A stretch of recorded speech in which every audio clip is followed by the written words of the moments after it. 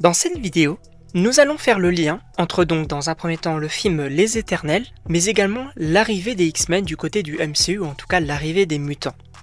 En effet, je pense que vous le savez, mais ce qui caractérise un petit peu donc les mutants, c'est tout simplement donc le gène X qui va se manifester chez certaines personnes, notamment donc les adolescents, et qui vont donc obtenir donc des pouvoirs, voilà, un petit peu particuliers, etc. Mais selon moi, ce gène X, et en tout cas c'est ma théorie et je trouve ça plutôt intéressant, vous allez savoir pourquoi, mais selon moi ce gène X va remettre en question Arishem. Alors, certains vont me dire que ça n'a aucun sens, que voilà, ça n'a aucun rapport.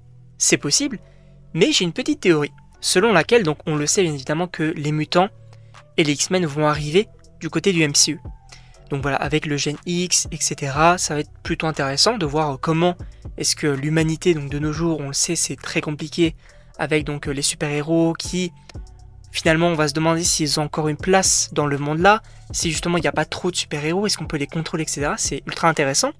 Donc ça peut apporter quelque chose d'intéressant, les mutants, donc des humains qui deviennent directement, enfin qui obtiennent du coup des pouvoirs, ça peut être intéressant.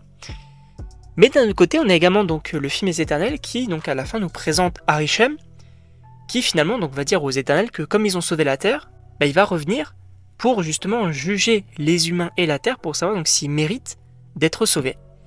Et là, je pense que vous commencez à comprendre donc où est-ce que je veux en venir, puisque oui, donc le but des Éternels, c'était donc d'amener les humains à un certain stade d'évolution pour que du coup donc le céleste Tiamat arrive du coup à émerger.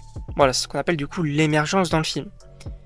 Et là, en fait, ce qui va être, selon moi, plutôt intéressant, c'est que si on a bel et bien donc, le gène X qui va se manifester donc, dans la Terre du MCU, eh bien, je pense que si Arishem, il va analyser tout ça, il va se dire, ok, donc là, on a les humains qui évoluent encore plus que ce que j'aurais espéré, et c'est une évolution supplémentaire par rapport donc à la naissance d'un céleste. Donc, je pense qu'il va y avoir un questionnement assez intéressant, peut-être un jugement assez intéressant, de dire que il y a une évolution de l'humanité, encore de nos jours. Donc, est-ce qu'elle mériterait finalement d'être sauvée? Mais évidemment que Arishem ne va pas détruire la Terre, ça me semble tout à fait logique. Mais il peut y avoir cet argument-là qui peut rentrer en jeu. Moi, personnellement, je trouverais ça hyper intéressant. Alors après, quand est-ce qu'on pourrait l'évoquer? Puisque oui, donc Eternals 2 ne serait visiblement donc pas prévu pour le moment. Donc, à voir si donc, ma théorie pourrait s'avérer dans un autre projet. Mais c'est vrai que j'aimerais bien qu'on évoque la suite au film Les Éternels parce qu'il y a beaucoup de choses à évoquer, notamment sur les Célestes, et j'aimerais bien tout simplement donc revoir cette équipe-là. En tout cas, n'hésitez pas à me dire dans les commentaires ce que vous pensez donc de ma théorie, si pour vous voilà, elle est viable ou non. Si vous avez d'autres théories, etc. à évoquer, pourquoi pas, ça peut être plutôt intéressant. Voilà, c'était juste une petite vidéo, j'avais une petite idée, une petite théorie, je voulais l'exposer ici.